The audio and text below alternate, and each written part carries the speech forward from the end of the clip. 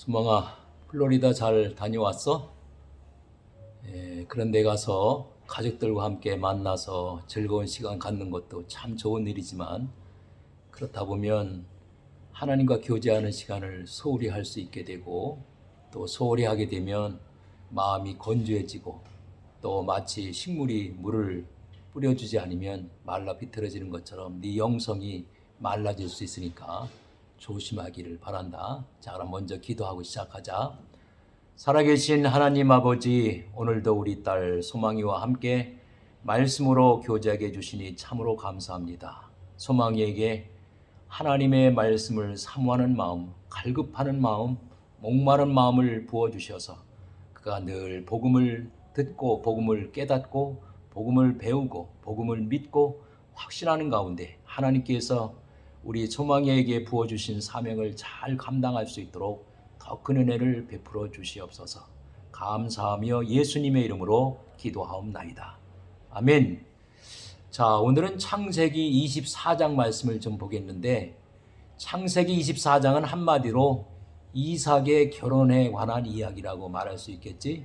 그런데 창세기 24장은 창세기 50장 가운데서 가장 긴 장이라고 말할 수 있고, 그렇다면 이삭의 결혼이 무슨 의미가 있길래 창세기 50장 중에서 가장 긴 장 24장 한 장을 할애해서 이삭의 결혼에 관한 이야기를 그렇게 길게 이야기하고 있나 하는 거에 대해서 먼저 생각을 좀 해봐야 되겠지?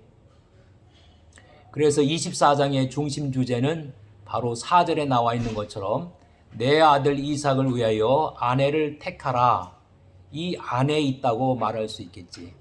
24장에 등장하는 인물들을 보면 아브라함과 늙은 종과 리브가 그리고 이삭 이렇게 나오는데 단연 중심 인물은 아브라함이 아니라 이삭의 아내들은 리브가라고 말할 수 있을 거야. 왜냐하면 23장의 이야기는 아브라함의 아내 되었던 사라가 이제 세상을 떠났다는 얘기지. 장래에 관한 이야기인데 다시 말하면 구속사의 무대에서 떠난 생명의 어머니였던 사라, 그 사라의 빈 자리를 바로 이삭의 아내가 될 리브가가 채워주고 있다. 그런 의미에서 이삭의 결혼 이야기는 구속사적인 의미에서 중요한 뜻을 내포하고 있는 것이지. 그래서 24장의 핵심적인 말씀은 바로 60절에 나와 있는 리브가에게 축복하여 이르되 우리 누이여 너는 천만인의 어머니가 될지어다. 내 씨로 그 원수의 성문을 얻게 할지니라. 이렇게 그의 형제들이 축복해 주는 것을 볼 수 있는데 이것은 사라에게 창세기 17장 16절에 이런 축복을 해주시거든. 여러 민족의 어머니가 되게 하리니. 그러니까 사라에게 허락하셨던 그 축복의 말씀, 그 다음에 아브라함에게 하나님이 축복하셨던 말씀이 있는데 그것이 뭐냐 하면 내 씨가 그 대적의 성문을 차지하리라. 그건 창세기 22장 17절에 나오는 말씀인데 그러니까 사라에게 축복한 말씀 그리고 아브라함에게 축복하신 말씀이 합쳐져서 바로 리브가에게 주신 축복의 말씀이 되었다. 그런 얘기가 되었지. 자, 그러면 창세기 24장은 이제 아들 이삭을 위해서 며느리를 맞이하는 이야기, 아들 이삭을 결혼시키는 이야기인데 다시 말하면 이제 아브라함에게는 감당해야 할 마지막 사명이 하나 있었다. 그것은 뭐냐? 약속의 아들, 다시 말하면 아브라함의 후손 가운데에서 메시아가 태어나서 모든 믿는 자들을 구원해 주겠다고 하는 이 메시아 언약을 받은 약속의 아들 이삭에게 바로 배필을 찾아주는 그런 이야기다. 다시 말하면 한 남자와 한 여자가 결혼하는 그런 단순한 이야기가 아니라 이삭에게는 하나님께서 아브라함에게 세워주신 메시아 언약의 계승자다. 이삭은 단순히 한 남자가 아니라 하나님의 아브라함의 아들로서 하나님께서 아브라함에게 세워주신 메시아 언약, 아브라함의 후손 가운데 메시아가 다시 말하면 예수 그리스도가 태어나셔서 인류를 구원할 것이라고 하는 이 메시아 언약의 계승자라는 거지. 그 다음에 그의 아내가 될 리브가는 누구냐? 예수가 오실 후사를 낳아야 할 중요한 임무를 맡은 한 여인이라는 거지. 그런 의미에서 이삭과 리브가의 결혼의 이야기는 단순한 한 남자와 여자의 결혼 이야기가 아니라 구속사적인 입장에서는 하나님께서 아브라함에 맺어주신 메시아 언약을 계승할 자가 바로 이삭이고, 그 다음에 예수 그리스도가 오실 그 후사를 낳아줄 중요한 임무를 맡은 리브가의 결혼 이야기이기 때문에 중요한 의미가 있다, 이렇게 우리가 생각해 볼 수 있겠지. 자, 그 다음에 아브라함이 아들 이삭의 배풀을 하나님이 반드시 예비해 놓으셨을 것이라는 점을 굳게 믿고 있었다는 사실. 창세기 22장에서는 아브라함의 믿음이 절정에 이르렀을 때 하나님께서는 아들 이삭을 번제로 드리라는 사건을 통해서 예수 그리스도의 대속의 사건을 미리 그림으로 보여주기를 원했는데, 아브라함은 믿음이 절정에 이른 상황에서 이 사명을 잘 감당했던 것을 우리가 창세기 22장을 통해서 이미 볼 수 있었지. 다시 말하면 100세 때였던 아들 이삭이 약 15년이 지난 후에 아들 이삭을 번제로 드리라고 그랬을 때 아브라함은 군말 없이 순수하게 하나님의 명령의 말씀에 순종하는 것을 우리가 볼 수 있었는데, 이 말은 무슨 얘기냐? 아브라함은 메시아 언약, 아브라함의 후손 가운데 예수 그리스도가 태어날 것이다. 그래서 온 인류를 구원할 것이라는 메시아 언약을 굳게 믿었지. 왜냐하면 하나님은 반드시 자기가 말씀하신 것을, 약속하신 것을 이루시는 분이기 때문에 그렇고, 또 설사 자기 아들 이삭을 번제로 드린다 할지라도 이 메시아 언약이 이루어지기 위해서는 죽은 이삭을 하나님은 반드시 살려낼 것이다 라고 하는 확고한 믿음이 있었기 때문에 아들을 번제로 드릴 수 있었던 것이지. 자, 그러면 이렇게 믿음이 성숙되었던 아브라함이 그 후에 어떤 일을 할까? 다시 말하면 아브라함의 후손 가운데 메시아가 태어날 것이라고 하면, 이삭은 아까 얘기한 것처럼 하나님의 약속을 이어받을 계승자고, 그 다음에 그의 며느리는 바로 예수 그리스도의 후사를 낳아줄 하나의 중요한 임무를 맡고 있는 며느리여야 되기 때문에 하나님이 분명히 자기 아들 이삭의 배필을 예배해 놓으실 것이라는 것을 확고하게 믿었다라는 것을 우리가 창세기 24장을 통해서 알 수 있는 거거든. 근데 여기서 보면 창세기 24장 5절 6절을 보면 이런 말씀이 나와. 내가 직접 읽어볼게. 종이 이르되 여자가 나를 따라 이 땅으로 오려고 하지 아니하거든. 내가 주인의 아들을 주인이 나오신 땅으로 인도하여 돌아가리까? 아브라함이 그에 이르되 내 아들을 그리로 데리고 돌아오지 아니하도록 하라. 자, 이 말은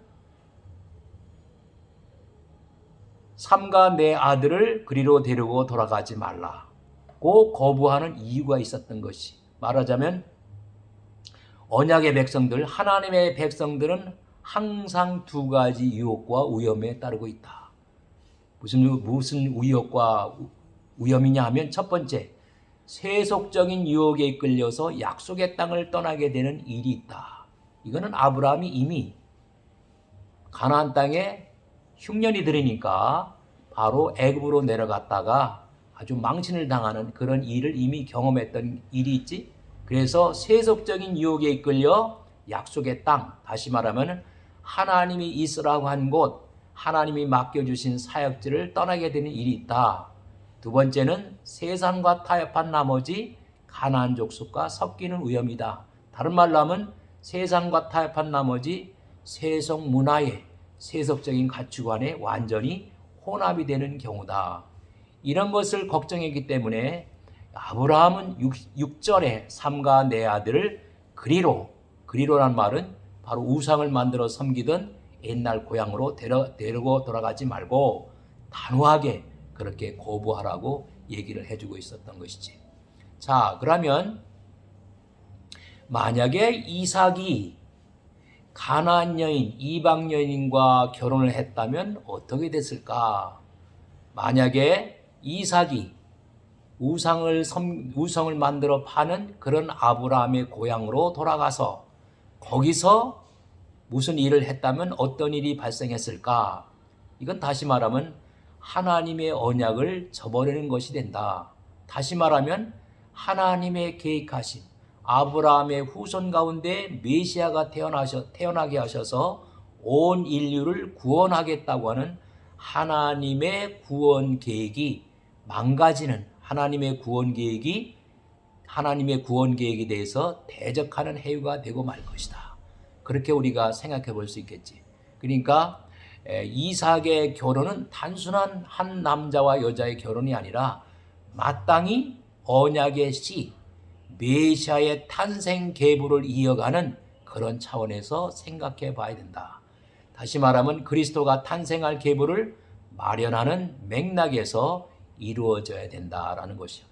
여기서 또 한 가지 생각할 것은, 자, 아브라함은 자기 후손 가운데 메시아가 메시아 약속을 굳게 믿었기 때문에 자기 아들 이삭을 결혼시키는 데 있어서도 하나님이 예배해 놓으신 여자를 구하라고 자기의 늙은 종을 봉해서 자기의 족속 가운데서 하나님을 믿는 자기 종족 가운데서 리브가를 택해서 며느리를 맞아들이게 되고, 그래서 아브라함과 이삭과 야곱을 통해서 메시아의 계보가 정상적으로 이어져 나갔던 것을 볼 수 있다.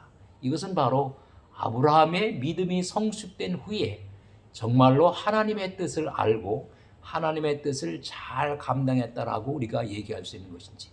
근데 여기서 하나의 실패한 예를 보면 솔로몬을 얘기할 수 있지. 솔로몬은 그렇게 훌륭한 이스라엘 왕국 가운데서 가장 위대한 왕국을 건설했던 이 솔로몬 왕이 믿음의 아내를 자기 아들에게 짝줘지는 일에 있어서는 자기 임무를 잘 못했다. 말하자면 솔로몬에게 믿음의 아내를 짝줘지는 일을 잘 했어야 되는데 그러질 못해서 솔로몬 왕이 바로의 딸 외에 이방의 많은 여인들을 사랑하고 모압과 암몬과 에돔과 시돈과 헷 여인들을 받아들여서 그들과 단순히 결혼해서 사는 것이 아니라 그들이 가지고 들어온 우상 숭배를 솔로몬도 따라왔기 때문에 결국 솔로몬이 죽고 난 다음에 이스라엘 왕국은 두 동강이 나고 말아버렸던 것이지. 이것이 바로 솔로몬이 이방 여인을 받아들여서 타락하게 된 원인이라고 우리가 생각해 볼 수 있겠다.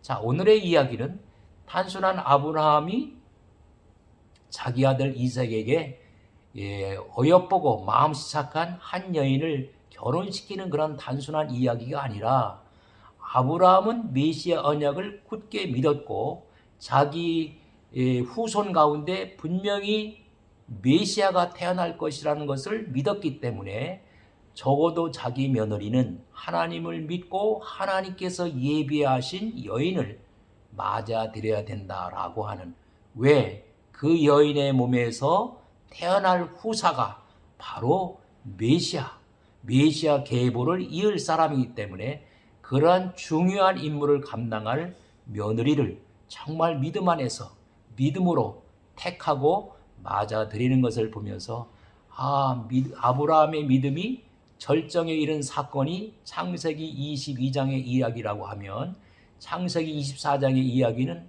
아브라함 믿음이 아주 성숙한 상황 속에서 하나님의 뜻을 잘 이해하고 하나님의 뜻과 계획을 철저하게 수행하는 아브라함의 훌륭한 믿음의 행적을 우리가 볼 수 있게 된다. 그래서 정말 하나님은 자기의 그릇으로 쓰기 위해서 그냥 어느 날 갑자기 선택하는 것이 아니라 아브라함이 40년 동안 믿음의 훈련을 받고 가장 인간이 감당하기 힘든 대속의 예수 그리스도의 대속을 나타내는 그 대행 역할을, 사건을 통해서 나타내는 그 역할을 잘 감당했던 것처럼 24장에서도 성숙한 아브라함, 40년 동안 믿음의 훈련을 받았던 아브라함이 자기 아들 이삭에게 정말로 믿음의 아내 하나님의 뜻 가운데서 예비되어진 리브가를 자기의 늙은 종을 통해서 선택하게 하고 받아들이는 이런 믿음의 행위를 우리에게 귀한 교훈으로 보여주고 있다 하는 것을 깨달아야 될 줄 알겠지. 그래서 오늘 이 아브라함의 행위를 보면서 하나님은 사랑에 의해서 사람을 훈련시킨다. 그러니까 훈련받는 것을 두려워하거나 훈련받는 것을 꺼려하면 안 되고, 다시 말하면 훈련받는 자는 이야기는 많은 고난과 어려움을 준다는 이야기. 그러니까 소망이도 너에게 정말 사람으로서 감당하기 어려운 고난을 이미 과거에 경험을 했지. 지금도 그 여진이 남아있다고 할 수 있는데, 자, 이것은 하나님이 너를 훈련시키는 훈련이다. 강하게 하나님만을 의지하고 하나님의 약속의 말씀만을 붙잡고, 그래서 하나님께서 부여해 준 사명을 잘 감당할 수 있도록 소망이 너를 훈련시키는 거다. 훈련시키는 하나님의 아름다운 계획 가운데서 지난번에 네가 겪었던 그 어려움을 바라보는 눈을 가져야 될 줄로 믿어. 당신이 단순히 내가 죄가 많아서 그랬다든가, 그래서 자학을 한다든가, 아니면 사람이 살다 보면 이런 일도 있고 저런 일도 있는 거지, 또 그렇게 우연으로 받아들인다든가, 그런 것이 아니라 공중에 나는 참새도 하나님의 허락이 없으면 떨어지지 않는다고 했으니까, 분명 너에게 가장 소중한 아들을 잃은 것은 하나님의 놀라운 계획 가운데서 사랑하는 하나님께서 너를 훈련시키는 연단의 사건이었다라고 내가 받아들이고, 이 사건을 통해서 하나님은 나에게 무엇을 가르쳐 주려고 하시는 거지? 나를 어디로 인도하시려고 하는 거지? 무슨 사역을 내게 감당하게 하시려고 하는 것이지? 이런 식으로, 이런 눈으로 사건을 바라보기를 바래. 바로 아브라함에서 우리가 배울 수 있는 하나의 좋은 기원이라고 믿어. 자, 그러면 소망아, 오늘은 여기까지만 하자.